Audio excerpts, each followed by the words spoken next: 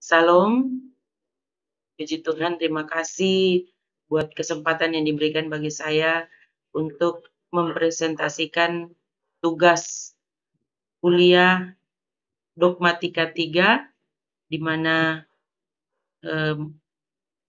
diberi tugas untuk membuat makalah yang berjudul Kenosis. Latar belakang dari kenosis. Kenosis merupakan kata yang bisa dipahami dengan banyak cara. Umumnya orang mengartikan kenosis sebagai pemberian diri secara total bagi sesama dan kepentingannya, sehingga hal-hal yang menyangkut kepentingan diri dianggap bertentangan dengan kenosis. Akibatnya, dalam pemahaman tradisional, kenosis lebih dipahami sebagai peniadaan kepentingan diri dan diganti dengan pengutamaan kepentingan orang lain. Dalam berbagai tulisan dan pemikiran para tokoh di sepanjang sejarah gereja, kenosis menjadi salah satu tema yang diutarakan terus-menerus. Mereka yang berupaya menerapkan spiritualitas kenosis itu pada umumnya menjalani kehidupan asketis atau menarik diri dari dunia dan menolak keinginan-keinginan daging, atau saltruis, mendahulukan kepentingan orang lain dan mengorbankan kepentingan diri sendiri. Dalam pembahasan, saya membagi dalam 3 bagian, yaitu pengertian kenosis, tujuan kenosis, dan pemahaman kenosis yang tepat menurut Filipi 2 ayat 6 sampai ayat yang 11. Baik, kita akan masuk dalam bagian pertama, pengertian kenosis. Kenosis sering menjadi bahan perdebatan para ahli teologi dari masa ke masa. Namun, fakta Alkitab menyatakan bahwa Dia tidak pernah menganggap kemuliaan, yaitu rupa Allah, sebagai sesuatu yang harus dipertahankan. Kata mengosongkan ditulis dalam bahasa Yunani, kata ekenosen. Kata ini berasal dari kata keno, mengosongkan. Ekenosen dalam ayat ini merupakan kata kerja orang ketiga tunggal yang berbentuk indikatif aorist aktif yang menunjuk pada kata keno atau kosong.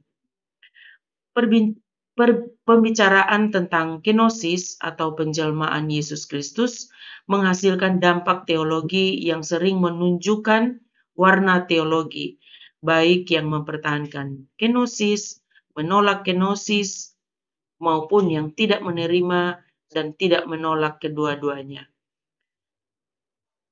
Namun perbincangan mengenai kenosis hanya sebatas para teolog, para ahli-ahli, dan kaum-kaum yang mempelajari Alkitab. Sehingga kaum Kristen awam atau petobat-petobat baru Kristen tidak mengetahui akan esensi dari kenosis Yesus Kristus dalam hidup mereka. Hal ini merupakan dampak dari pembahasan kenosis yang hanya seputar para teolog dan para ahli-ahli serta para sarjana-sarjana teolog saja.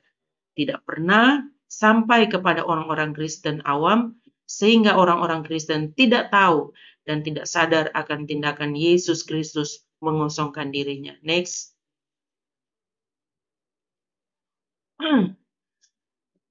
Yesus Kristus mengosongkan dirinya atau kenosis menjadi manusia dengan rupa hamba, menunjukkan yang bertujuan untuk keselamatan umat manusia. Dan selain itu, dalam Yesus Kristus yang dalam kesejatian kemanusiaannya mau memberikan suatu teladan yang sejati dan sempurna. Oleh sebab itu, tidak heran jika ada orang-orang Kristen yang tingkah lakunya seperti bukan orang Kristen. Mengapa hal ini bisa terjadi dalam kehidupan orang percaya yang mengaku bahwa dia adalah orang Kristen, padahal kehidupan orang Kristen harus sesuai dengan nama, yaitu pengikut Kristus. Hal ini membuktikan bahwa ternyata tindakan kenosis Yesus Kristus belum sepenuhnya terimplikasikan di dalam kehidupan orang-orang Kristen awam. Melihat kasus ini, sebenarnya tidak ada yang salah dengan menjadi orang Kristen termaksud mengenai ajaran-ajarannya atau doktrin. Tetapi semuanya tergantung daripada bagaimana orang Kristen meresponi akan apa yang dia terima. Sebab sebenarnya tidak ada firman Tuhan yang sulit untuk dilakukan, karena melalui tindakan kenosis Yesus Kristus, ia sudah membuktikan bahwa di dalam kesejatian kemanusiaannya, ternyata ia sanggup melakukan kehendak Bapa yang diberikan kepadanya. Next, kita pada bagian yang kedua, yaitu tujuan dari kenosis. Menurut Peter Wongso menyatakan bahwa tujuan Yesus Kristus melakukan tindakan kenosis yaitu satu, agar dia dapat menyatakan Allah kepada manusia. Itu dalam Yohanes 1 ayat 18. Sebab dia adalah rupa Allah yang sejati. Dia adalah Allah yang memiliki segala kekayaan. Kolose 2 ayat 9. Maka hanya dia yang dapat menyatakan Allah kepada manusia. Sehingga manusia di dunia ini dapat dengan sempurna mengenal Allah yang satu-satunya dan Allah yang benar. Yohanes 1 ayat 14 dan Yohanes 14 ayat 9. Kemudian yang kedua, dia sebagai teladan manusia sempurna. Dalam Yohanes 13 ayat 15. Kristus dalam segala hal selalu menjadi teladan bagi manusia. Dia menuntut orang melakukan sesuatu hal, namun sebelumnya dia sudah memberi contoh dari perlakuan tersebut. Kemudian yang ketiga, menyatakan rasa simpatinya kepada manusia. Ibrani 2 ayat 18. Sebab dia sudah mengalami pencobaan, penderitaan, kemiskinan. Ini menyatakan bahwa dia mempunyai segala pengalaman yang dialami oleh manusia.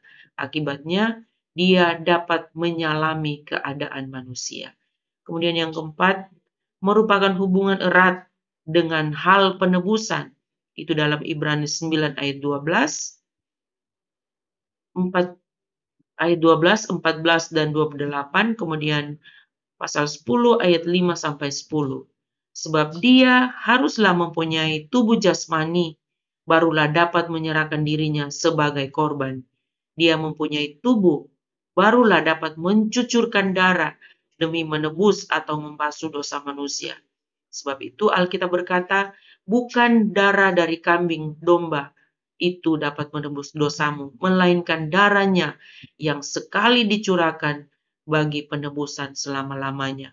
Maka dari itu, Kristus haruslah mempunyai tubuh manusia ini demi mengerjakan kehendak Allah untuk mati menggantikan manusia. Kemudian tujuan yang kelima, kemanusiaan Yesus Kristus mempunyai sangkut paut dengan kebangkitannya, kenaikannya serta kedatangan dan penghakimannya yang akan dilakukannya.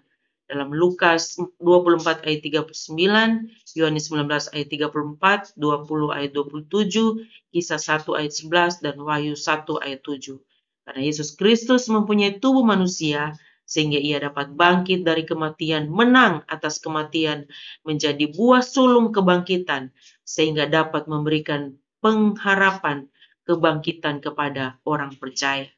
Jadi kesimpulannya, kemanusiaan Yesus Kristus yang terutama yaitu menyatakan Kristus sebagai teladan sempurna bagi manusia, menggenapi penebusan dosa manusia sehingga manusia memperoleh hidup Roh Kudus dan dapat percaya kepada Allah, serta membuktikan kepada manusia bahwa Yesus Kristus dalam kemanusiaan yang sejati dapat melakukan kehendak Allah. Next. Bagian yang ketiga, pemahaman kenosis yang tepat menurut Filipi 2 ayat 6 sampai 8. Dalam penafsiran Filipi 2 ayat 6 sampai ayat 7 menunjukkan bahwa pengosongan diri Yesus bukanlah morphe yang menunjuk pada natur Allah. Kemudian yang kedua, kita harus menyadari bahwa teks ini pada konteksnya tidak mengarah kepada pelepasan atribut ilahi. Namun, teks ini menggambarkan apa yang dikosongkan oleh Yesus, yaitu ia tidak dapat melepaskan atribut ilahi, tetapi mengambil rupa seorang hamba yang hidup sebagai seorang manusia dan dalam rupa manusia. Kemudian yang ketiga, kita harus memahami konteks Paulus menurut surat ini. Tujuan Paulus menurut surat ini untuk jemaat Tuhan yang berada di Filipi. Kemudian, rupa seorang hamba kontras dengan kesetaraan dengan Allah dan menunjukkan bahwa yang menjadi pengosongan dari Kristus bukanlah rupa Allah, di mana dia tidak berhenti dalam natur Allah. Namun secara fungsional, ia berada di bawah Allah dalam periode inkarnasi dengan tujuan untuk menyatakan Allah dan menebus manusia berdosa. Sebagai seorang manusia, Kristus mengalami keterbatasan dalam memfungsikan atribut ilahinya, tetapi bukan sebagai akibat dari kehilangan atribut ilahinya, tetapi penambahan atribut manusia. Next. Kesatuan dari dua natur berarti kedua natur tersebut tidak berfungsi secara independen. Yesus tidak mempraktikkan ketuhanannya pada suatu waktu dan kemanusiaannya pada waktu yang lain. Tindakannya selalu dalam ranah divinity humanity. Inilah poin untuk memahami limitasi atau fungsional dari kemanusiaan yang dialami oleh kekekalan. Misalnya, Kristus masih memiliki kuasa untuk maha hadir sebagai anak yang berinkarnasi. Ia terbatas di dalam tubuh manusia. Hal yang sama itu juga terjadi dengan kematahuan dan atribut ilahi lainnya. Hal ini dipandang bukan sebagai reduksi dari kekuasaan dan kapasitas dari pribadi kedua Allah Tritunggal, tetapi limitasi dari praktik kekuasaan dan kapasitas. Baik, sekian pemaparan dari PPT ini. Jadi kesimpulan dari PPT ini yaitu